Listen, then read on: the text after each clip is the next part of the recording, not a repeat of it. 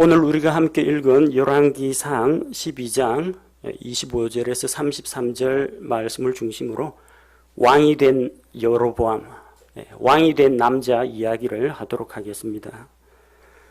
미국 영화 가운데 미국 대통령을 소재로 한 영화들이 많이 나옵니다. 그 영화 중에 1993년도에 개봉된 데이브라는 영화가 있습니다.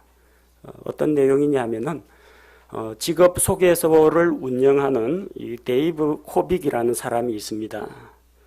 근데 이 사람은 얼굴도 목소리도 대통령하고 꼭 닮았습니다.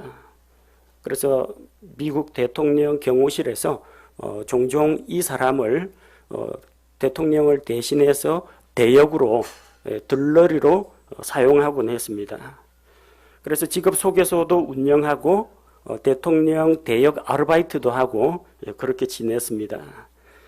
근데 그 당시 미국 대통령 빅 미첼은 부패한 사람이었습니다. 타락한 사람이었습니다. 국가 재정을 낭비하고 사생활이 문란한 그런 지도자였습니다. 이 대통령이 여비스와 불륜 관계를 맺다가 복상사하면서 이제 뇌사 상태에 빠지게 됩니다.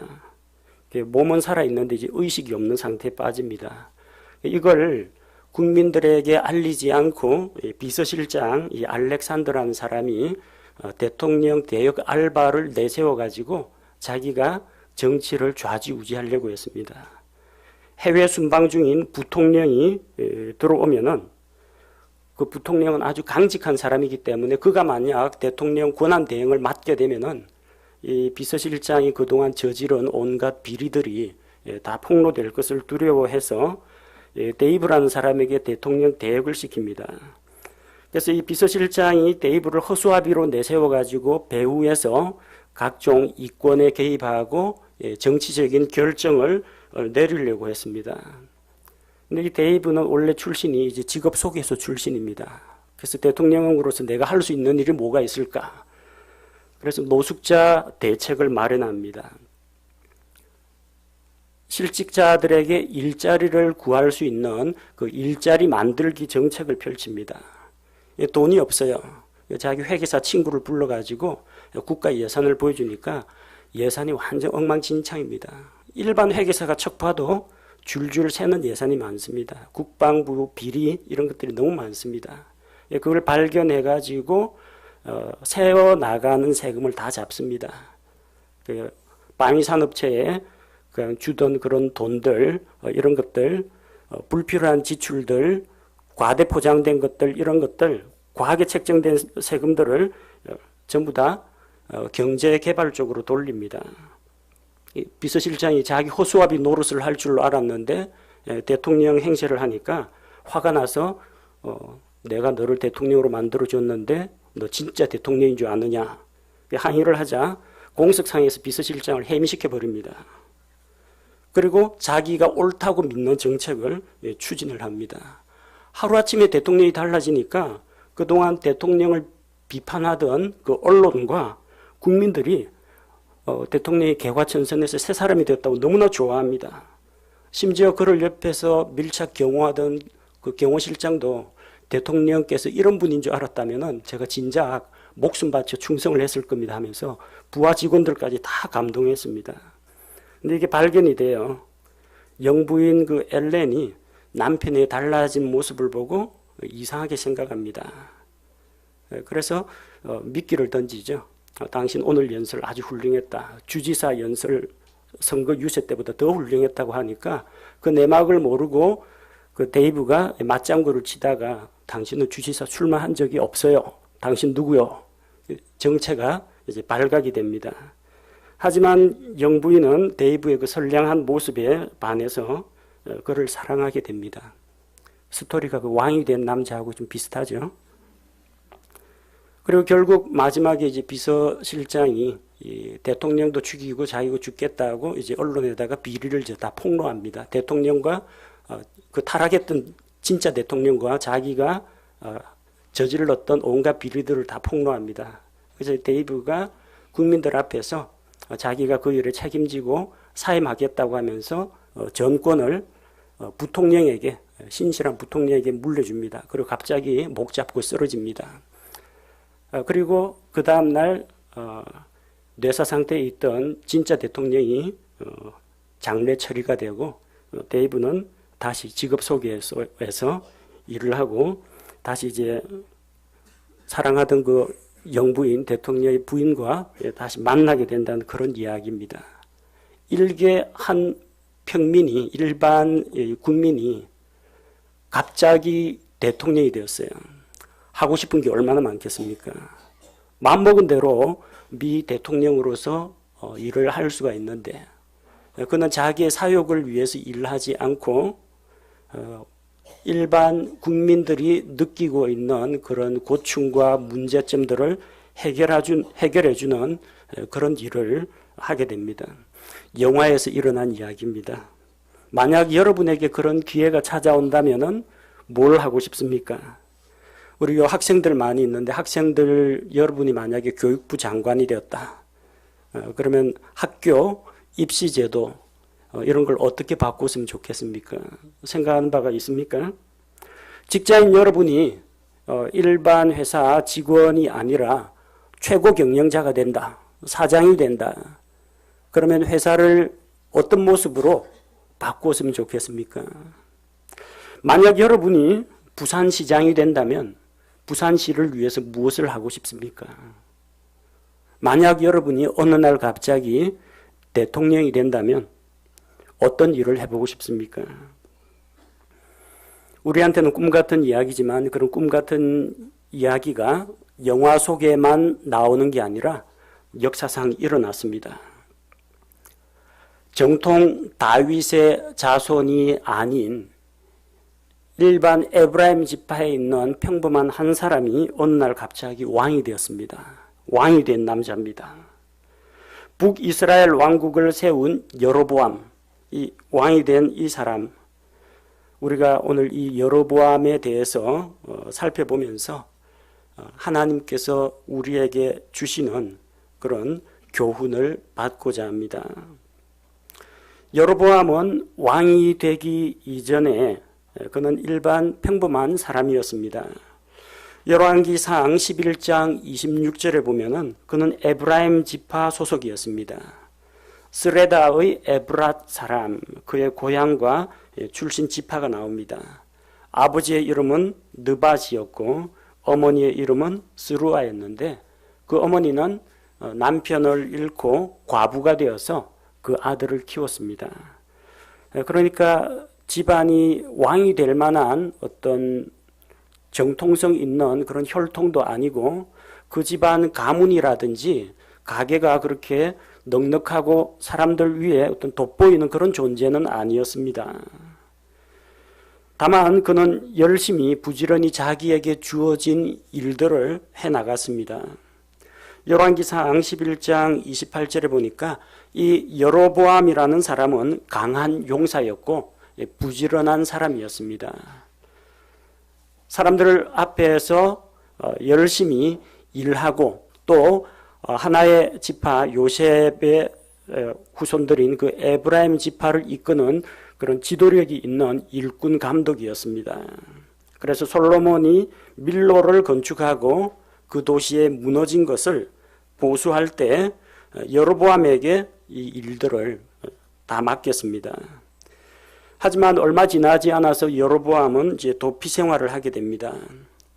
열왕기상 11장 29절에서 39절에 보면은 주께서 솔로몬의 우상 숭배 또 솔로몬의 죄에 대해서 심판을 하십니다. 그래서 이스라엘 왕국을 찢어서 나누어서 다윗의 집안에는 2개 지파만 주고 10개 지파는 다른 사람에게 그의 대적에게 주겠다고 말씀하십니다. 그리고 실제로 하나님의 사람을 통해서 이 메시지가 여로보암에게 전달됩니다. 너가 왕이 될 것이다. 열왕기상 11장 40절에 솔로몬이 이를 알고 여로보암을 죽이려고 합니다. 그러자 그는 이집트로 도망을 갔습니다. 여로보암이 왕이 된 것은 그가 어떤 유능한 정치 철학을 가지고 있었거나 아니면은 좋은 가문의 배경을 입고 있었거나 그가 뛰어난 인재였기 때문이 아닙니다. 전임자들이 너무 못했기 때문입니다. 하나님께서는 솔로몬의 죄에 대한 심판으로 그를 왕으로 세웠습니다. 솔로몬의 우상숭배, 솔로몬이 주의 법을 따라 행하지 않았기 때문에 이스라엘 12지파 가운데에서 여로보암에게 10개 지파를 주겠다고 약속했습니다. 여로보암이 왕이 되게 만든 1등 공신은 누구냐? 솔로몬입니다. 여로보암이 잘나서 왕이 된 거 아닙니다. 솔로몬이 하나님께 반역을 하고 죄를 지었기 때문에 하나님께서 그 다윗의 집안에 심판을 하신 것입니다. 또 솔로몬 이외에 솔로몬의 아들인 르호보암이 어리석은 자였기 때문입니다. 무능하고 어리석은 자였습니다. 솔로몬이 성전 건축하는데 7년, 왕궁 건축하는데 13년, 20년 동안 중한 세금과 부역을 백성에게 강요했습니다. 20년 동안 한번 세금과 부역에 시달려 보면은 백성들의 민생 경제가 침체에 빠질 수밖에 없습니다. 솔로몬 죽고 르호보암이 왕이 되었다고 하니까 백성이 새로운 지도자는 뭔가 다르겠지 하고 기대를 하면서 세금을 좀 깎아달라고 했습니다. 왕의 아버지가 우리에게 매게 한 무거운 짐을 좀 덜어달라고 했습니다. 근데 이 르호보암은 자기 아버지와 함께 섬기던 나이든 신하들에게 조언을 들어보았더니 왕이 백성의 종이 되십시오. 백성을 위해서 섬기십시오. 자기를 낮추고 백성을 섬기면 백성이 왕을 존경하고 섬길 것입니다. 하지만 왕궁에서 왕자로 자라가지고 일반 백성의 고충을 모르는 르호보암에게는 그 말이 와닿지 않았습니다. 그래서 왕궁에서 자기하고 함께 자라난 이 청년들에게 자문을 구했습니다. 젊은이들이 조언을 하기를 백성은 쉽게 말하면 두들겨 패야 말을 듣는다는 겁니다. 더 강하게 밀어붙이고 백성을 그 압제해서 왕의 권위, 위엄을 내세워야 백성이 순순히 말을 듣는다. 풀어주면 자꾸 대항하고 기어오르려고 한다. 그래서 르호보암이 백성에게 강경한 태도로 말을 했습니다. 이스라엘 백성은 르호보암이 백성의 목소리에 귀를 기울이지 않으니까 그런 어리석은 왕과 함께 할 수가 없다면서 다 그를 버리고 떠납니다. 유다와 베냐민 지파를 제외한 이스라엘 10개 지파가 르호보암을 버리고 여로보암을 중심으로 북이스라엘 왕국을 세웁니다. 여로보암이 어떻게 왕이 되었습니까? 솔로몬의 죄 때문입니다. 하나님께서 다윗의 집안을 징계하는 수단으로 여로보암을 사용하신 것이지 여로보암이 특별하게 어떤 빼어난 인재였기 때문에 뛰어난 정치가였기 때문에 도덕적으로 우월한 사람이었기 때문에 그를 왕으로 세운 게 아닙니다. 또 여로보암이 왕이 된 것은 어리석은 르호보암 때문이었습니다. 민심이 르호보암, 무능하고 어리석은 르호보암을 싫어했기 때문에 기존의 왕을 버리고 새로운 지도자를 따르게 된 것입니다. 그래서 우리는 하나님 앞에서 자기 자신의 위치와 분수를 잘 알아야 됩니다. 교만한 마음을 품어서는 안 됩니다. 이스라엘 백성이 가나안 땅을 정복한 것은 이스라엘 백성이 하나님 앞에서 뭔가 어떤 뛰어난 도덕적으로 영적으로 훌륭한 민족이었기 때문에 그런 것이 아닙니다. 그들은 가장 낮고 비천한 이집트에서 종살이하던 민족입니다. 그들의 숫자도 많지 않고 다른 주변에 있는 민족들에 비해서 특별히 강하거나 뛰어난 민족이 아닙니다. 고집도 세고 하나님의 능력과 기적을 보고도 번번이 불순종하던 그런 사람들입니다. 그런데 이스라엘이 어떻게 가나안 족속을 밀어내고 그 땅을 차지했습니까? 하나님께서 아브라함과 세우신 언약 때문입니다. 또 하나는 창세기 15장에 나오는 것처럼 가나안 사람들의 죄 때문입니다. 아브라함 당시에는 아모리 족속의 죄가 아직 관영하지 않았기 때문에 내어버려 두셨습니다. 그러나 야곱 일가족이 이집트로 내려간 이후 그 땅은 갈수록 죄가 만연해서 마침내 하나님께서 심판을 하고자 하셨는데 이스라엘 민족을 통해서 가나안 사람들을 심판하신 겁니다. 여로보암이 정권을 잡은 것은 그가 선한 인물이었기 때문이 아닙니다. 그가 도덕적으로 훌륭한 사람이었기 때문이 아닙니다. 이전 정권이 워낙에 무능하고 부패하고 타락했기 때문에 민심이 새로운 지도자를 원했기 때문입니다. 여로보암이 좋아서 백성이 여로보암을 좋아해서 왕으로 세운 게 아니라 솔로몬과 르호보암이 미워가지고 다윗의 집안에 대해서 등을 돌린 겁니다. 그래서 대통령이든 국회의원이든 하나님 앞에서는 겸손해져야 됩니다. 자기들이 잘나가지고 국회의원 된 게 아닙니다. 비교해보니까 이 정당, 이 후보 해보니까 이 사람이 싫어가지고 그나마 괜찮은 사람 뽑는다고 현재 국회의원들 뽑은 겁니다. 대통령 마찬가지입니다. 아주 훌륭하고 이 사람이 우리나라의 지도자가 아니면 안 되겠다. 모든 국민이 그렇게 생각한 건 아닙니다. 투표를 보시고 득표를 보십시오. 이전 정권에 대한 실망 때문에 뭔가 사람이 바뀌면, 정권이 바뀌면 뭔가 할 수 있지 않을까 하는 기대감 때문에 되었습니다. 그럼 어떻게 해야 되겠어요? 여로보암 입장에서 어떻게 해야 되겠어요? 내가 잘나서 된 것이 아니고 하나님 은혜로 되었다. 민심이 이전 정권에서 하던 그런 나쁜 일들, 이런 것들을 미워해서 새로운 사람을 뽑았다. 그러면 여로보암은 하나님 앞에 감사하고 하나님 앞에 이것을 자기 기회로 삼아야 됩니다. 하나님을 두려워해야 합니다. 백성의 목소리에 귀를 기울여야 합니다. 세금 깎아달라, 부역을 면하게 해달라 하는 백성의 목소리에 귀를 기울일 줄 알아야 합니다. 이전 왕권이 왜 망했습니까? 우상 숭배하다가 솔로몬이 내침을 받았습니다. 그럼 자기는 어떻게 해야 되겠어요? 우상 숭배를 멀리 해야 합니다. 그렇게 해야만 여로보암의 왕권이 오래도록 유지가 된다는 겁니다. 하루아침에 자격 없는 사람이, 정통성 없는 사람이 왕으로 세움을 받았습니다. 앞서 예로든 그 영화에 나오는 데이브처럼 어느 날 갑자기 미국 대통령 행세를 하게 되었습니다. 뭔가 하나님을 위하여, 뭔가 일반 국민을 위해서 선하고 의로운 일들, 백성을 위하는 일을 해야 하지 않겠습니까?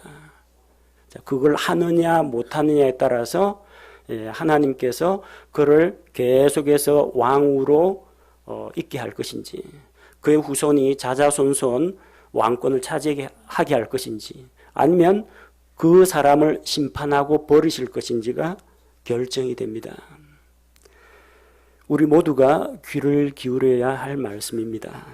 오늘 내가 지금 현재 이 모습에 있는 것은 나의 의로움이나 나의 공로 때문이 아닙니다. 하나님께서 은혜로 지금의 내가 있게 하신 것입니다. 나 된 것은 하나님의 은혜로 된 것이니 그분께서 내게 베풀어 주신 은혜가 헛되지 아니하여 내가 이렇게 되었다.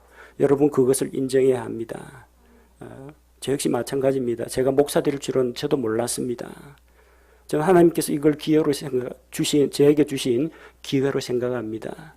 하나님을 더 사모하고 섬기고 성도들을 돌아보라는 그런 기회로 주신 것으로 생각합니다. 집사로 세움을 받으신 분, 소모임 리더로 세움을 받으신 분, 여러분 있는 그 위치에서 하나님께서 나를 세워주신 것은 하나님의 은혜이니 내가 하나님께 헌신하고 신실하게 행하겠다. 그런 결심을 가져야 합니다. 여러분이 어느 직장 또 누구와 결혼해서 어떤 가정을 이루고 있든지 하나님께서 나에게 이런 남편을 주셨다. 나에게 이런 아내를 주셨다. 하나님께서 이런 좋은 우리 부모님을 주셨다.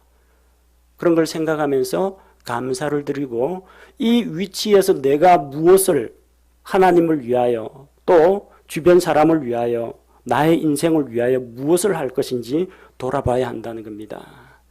안타깝게도 왕이 된 남자 여로보암은 자기가 잘나서 왕이 된 줄로 알고 또 자기가 왕이 된 것이 백성의 이 민심, 여론을 얻고 왕이 된 줄로 알고 백성을 두려워하고 백성에게 신경을 썼습니다.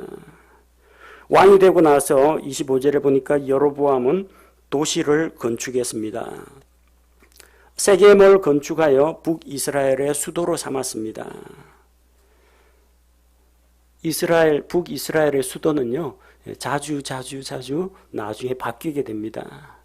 왕권 강화라는 명목으로 또 이 번듯한 왕궁이 있고 뭔가 좀 위험을 갖추어야 백성이 자기를 우러러볼 거라고 생각한 겁니다. 백성에게 주목받기를 원했습니다. 존경받기를 원했습니다. 왕가의 위엄을 내세우기를 원했습니다. 그래서 수도를 건설하고 왕궁을 건축한 겁니다. 또 그는 분회를 건축하고 성벽이 있는 도시들을 건축했습니다. 성벽이 있는 도시 안에 있으면은 행정력에 영향이 미치는 범위입니다. 그래서 내가 통치할 수 있는 사람, 나의 통제권 안에 드는 사람들, 그것을 확보하는 것을 우선적인 과제로 삼았습니다.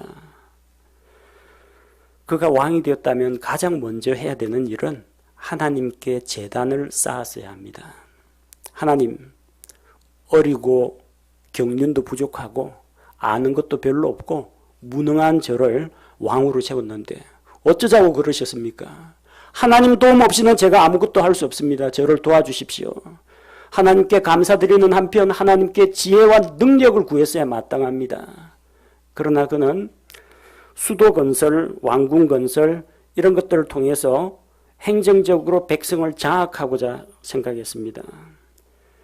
두 번째로 그는 자기가 권력에서 쫓겨날까 봐 두려워했습니다. 백성의 민심 한 번이면 정통 다윗의 가문에 속한 르호보암도 버리고 돌아서는 게 백성의 민심입니다. 백성의 민심, 자기를 왕으로 세운 것이 백성이라고 생각했습니다. 성경적으로 생각해 봅시다. 왕을 세우거나 그 왕의 권위, 권력을 허용하는 것은 누구에게서 납니까? 오직 하나님에게서 납니다. 줄을 잘못 섰습니다. 하나님 앞에 줄을 서야 합니다. 근데 그는 백성에게 줄을 대려고 했습니다. 불안했습니다. 내가 이렇게 무능한데 백성이 르호보암을 쫓아낸 것처럼 나도 쫓아내면 어떻게 하느냐. 자기가 세운 왕국이 다윗의 집에 넘어갈까 봐 두려워했습니다. 자기도 알아요. 자기가 훌륭한 인물이 아니라는 거.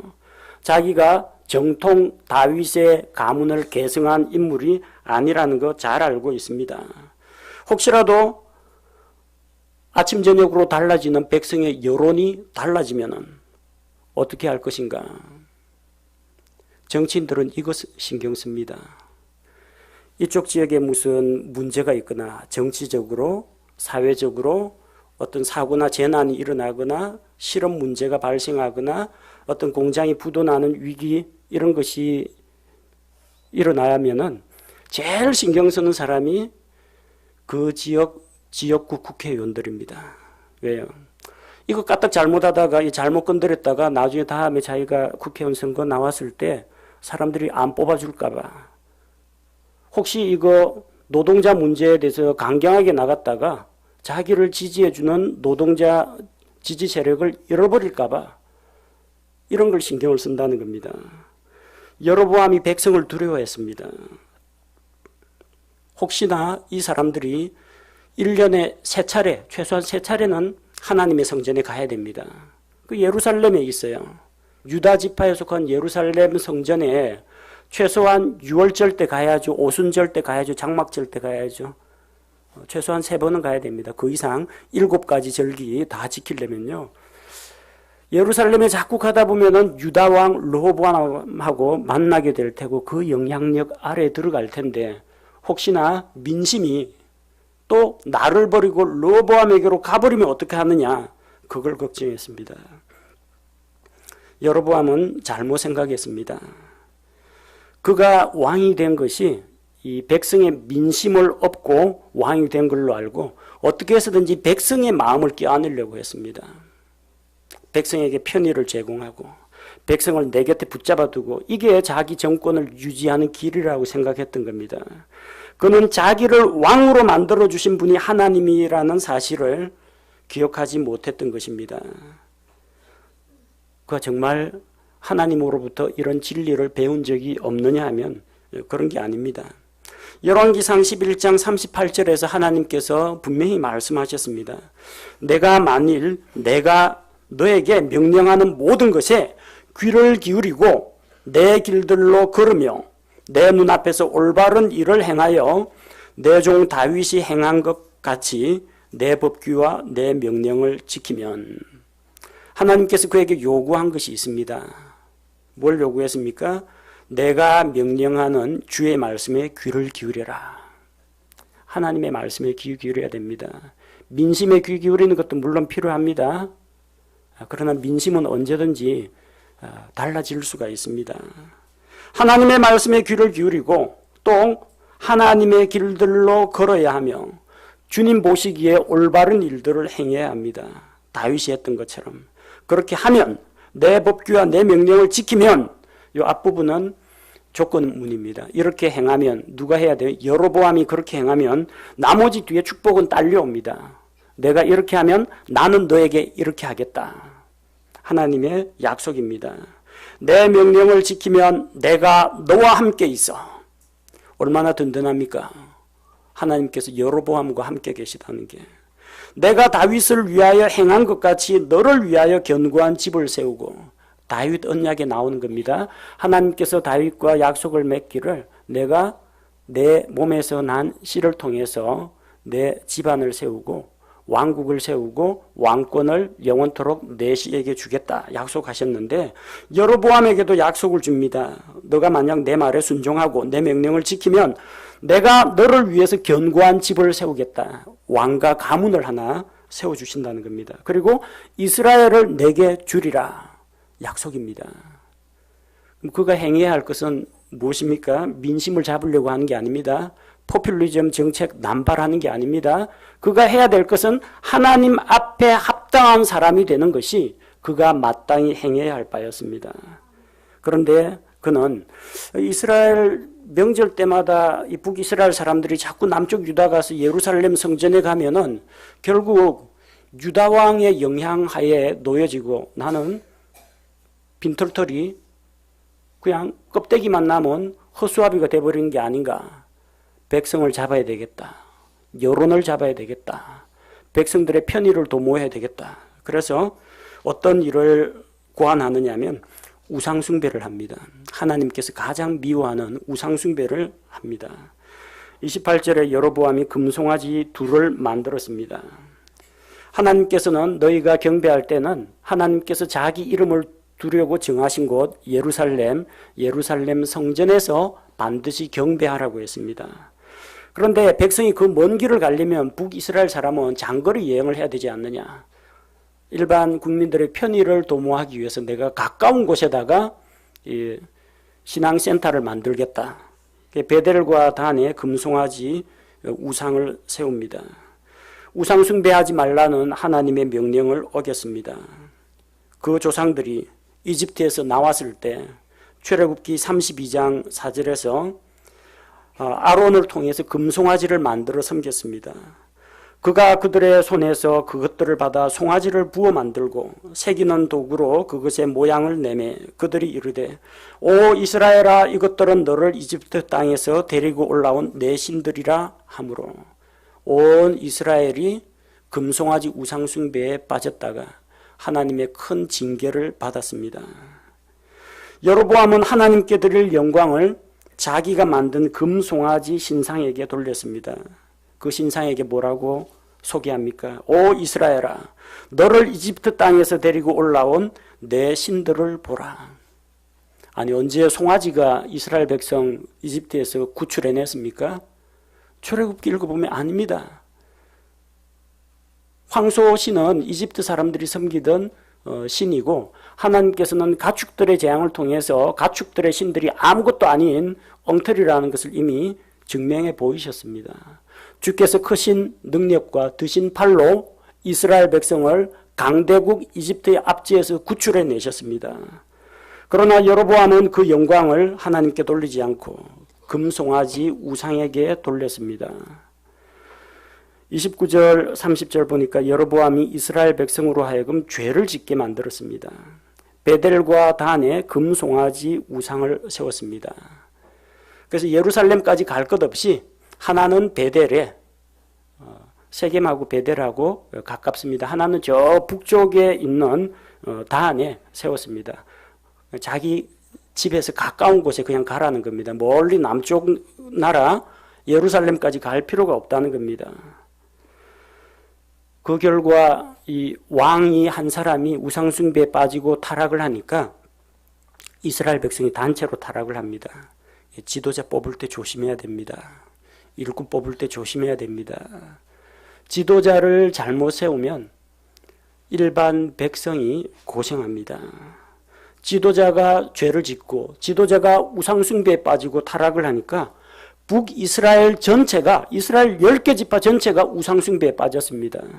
결국 그 우상숭배 때문에 나중에 아시리아에 의해서 북이스라엘은 BC 722년 멸망당합니다. 여로보암은 제사장 제도도 바꾸었습니다. 우상이 있으니까 그 앞에 우상을 섬기는 우상지기가 있어야 되겠죠. 그는 예루살렘 성전 대신에 산당들을 만들었습니다. 산당들 쉽게 말하면 우리나라식으로 이야기하면 선앙당, 신당 이런 겁니다. 무당들이 굿하는 그런 장소입니다.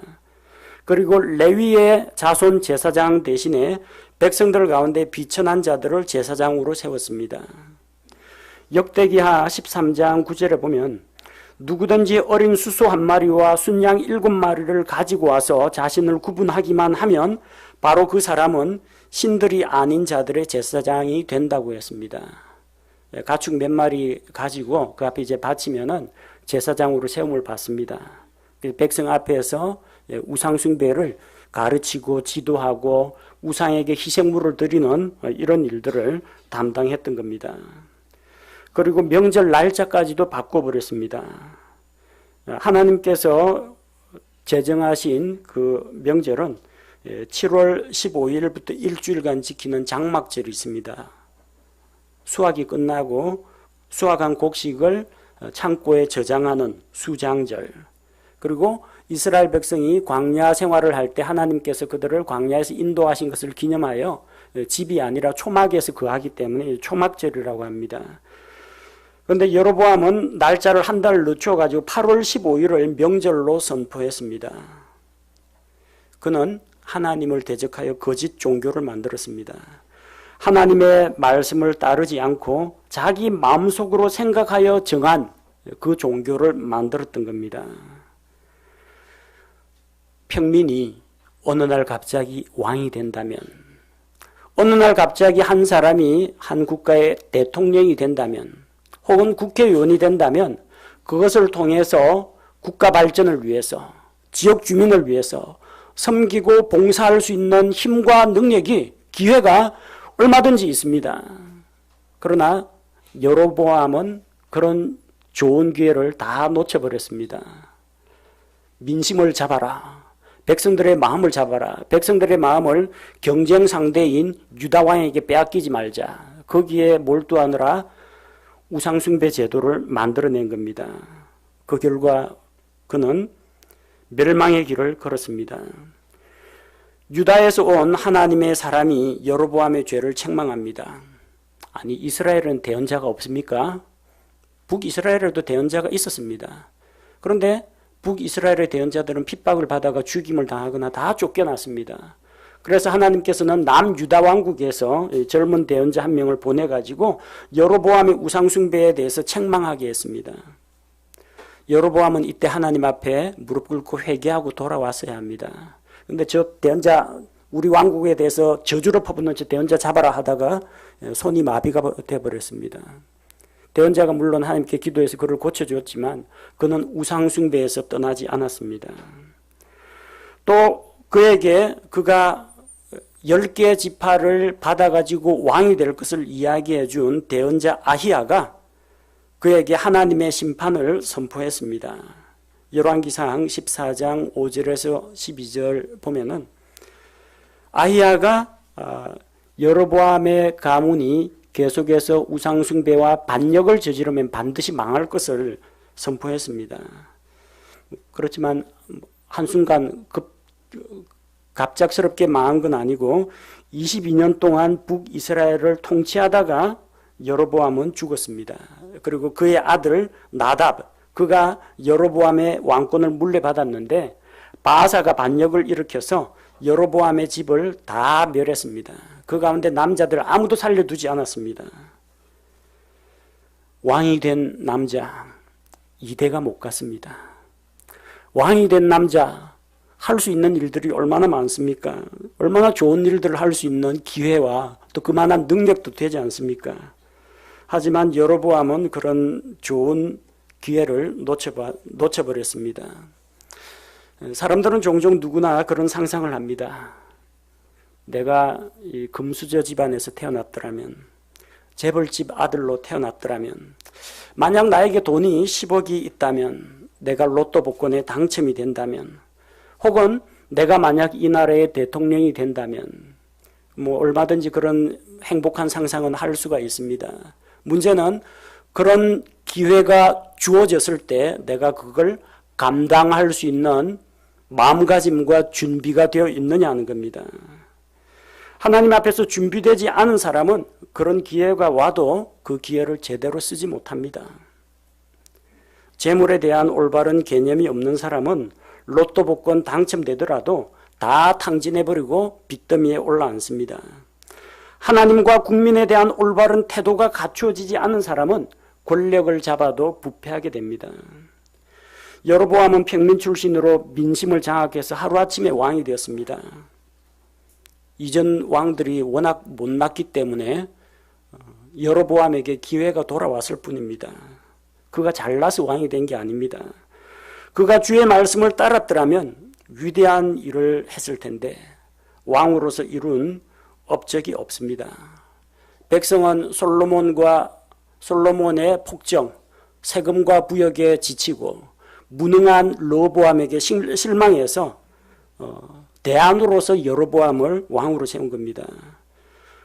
겉으로는 경제난에 빠진 백성을 살린다고 정권을 잡았다가 결국 그는 백성을 우상숭배로 타락시키고 많은 사람을 지옥으로 보냈습니다. 여로보암의 사례를 통해서 우리는 교훈을 얻어야 합니다. 과거의 역사로부터 교훈을 배우지 않는 사람은 과거의 인물들이 저질렀던 그런 실패를 자기도 그대로 답습하기 마련입니다.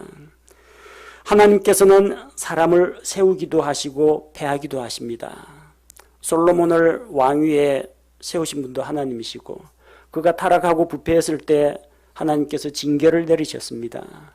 르호보암이 왕이 되었지만 왕으로서 그릇이 안 되니까 10개 지파를 떼가지고 북이스라엘 여로보암에게 맡기신 겁니다.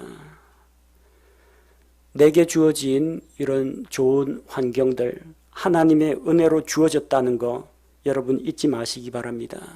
고린도전서 15장 10절에 하나님의 은혜로 내가 지금의 내가 되었으니 내게 베푸신 그분의 은혜가 헛되지 아니하여 내가 그들 모두보다 더 많이 수고하였으나 내가 아니요 오직 나와 함께 하신 하나님의 은혜로다. 사도 바울의 고백입니다.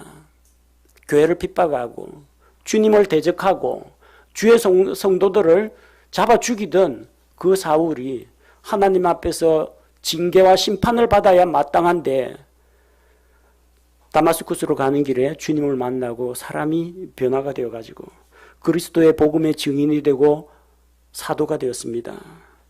사도의 능력과 기적을 행하고 수많은 생명을 건졌습니다. 복음을 전 세계에 퍼뜨리는 이런 일을 감당했습니다. 사도 바울은 그게 자기 공로라고 생각하지 않습니다. 하나님의 은혜로 지금 내가 있게 되었다. 내가 열심히 수고하고 수많은 기적과 능력, 수많은 목회사에게 열매를 거두었지만 내가 아니요 오직 나와 함께 하신 하나님의 은혜로다. 여러분 다른 거 기억 못해도 나 된 것은 하나님의 은혜로 된 것이다. 꼭 기억하시기 바랍니다. 두 번째는 국가 지도자가 타락하면 백성이 함께 타락하고 고난을 겪게 된다는 겁니다. 국가 지도자는 나라를 다스리는 책무를 맡았지만 권력이 있습니다. 제도를 만들 수가 있습니다. 사람을 세워가지고 일을 맡길 수가 있습니다. 어떤 사업을 추진할 수도 있습니다. 정치, 외교, 군사, 문화 모든 영역에 영향을 미칠 수 있습니다. 근데 만약에 국가 지도자가 이상한 사상에 오염이 돼가지고 이상한 종교에 미혹이 돼가지고 엉뚱한 짓을 저지르면 어떻게 되겠습니까? 그 사람만 망하는 게 아니라 따라서 일반 백성이 함께 망합니다. 여로보암의 우상숭배가 여로보암으로 끝난 게 아닙니다. 북이스라엘 10개 지파가 단체로 우상숭배에 빠져버렸습니다. 뭘 해야 되겠습니까? 우리나라 국가 지도자, 대통령, 국회의원, 공무원들 하나님을 두려워하는 사람이 되게 하옵소서. 백성의 목소리에 귀를 기울이는, 백성의 고충을 알아주는 그런 지도자가 되게 하옵소서. 새로운 일꾼을 세울 때 하나님의 마음에 합당한 사람이 당선되도록 하옵소서. 여러분이 기도하고 투표할 때 실력 행사를 바르게 하셔야 된다는 겁니다. 국가와 우리 국가 지도자를 위해서 여러분 기도하셔야 됩니다. 또 사람을 두려워하지 말고 하나님을 두려워해야 합니다. 여로보암은 오로지 정권 유지에만 관심이 있었습니다. 정권 유지하려면은 백성들 마음을 잡아야 된다. 백성을 경쟁자에게 뺏기면 안 된다. 그거 하다가 결국 우상숭배에 빠졌습니다. 그가 금송아지 우상을 만들지 않았다고 하더라도 그의 우상은 하나님보다 백성을 먼저 내세우는 이런 인본주의 생각을 갖고 있는 한 그에게는 정권이라는 탐욕이 그에게는 우상숭배나 마찬가지였던 것입니다. 사람을 두려워하지 마십시오. 하나님을 두려워하십시오. 환경을 두려워하지 마십시오. 그 환경을 우리에게 허락하시고 환경을 변화시킬 수 있는 하나님을 두려워하십시오. 하나님께서 여로보암에게 분명히 약속을 주었습니다. 내 목소리에 귀를 기울이고 내 명령을 지켜 행하면 그 다음은 내가 너에게 복을 주고 너를 세워주고 너를 왕으로 세우고 내 후손이 왕위에 있는 날이 길 것이다. 약속을 주셨습니다. 우리는 하나님께서 우리에게 주신 약속을 믿고 굳게 붙잡아야 합니다. 하나님을 바라볼 때 사람이나 세상이나 환경을 두려워하지 않고 우리가 믿고 있는 대로 하나님의 말씀에 따라 순종하는 삶을 살아갈 수 있기 때문입니다.